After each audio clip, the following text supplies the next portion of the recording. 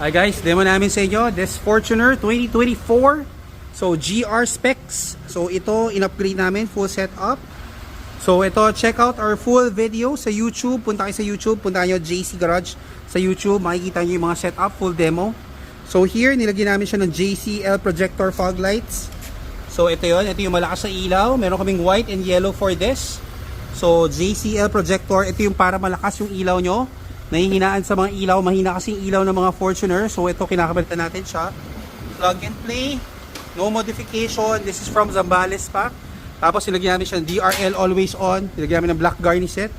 Tingnan niyo yung harap po, yung mga may Fortuner.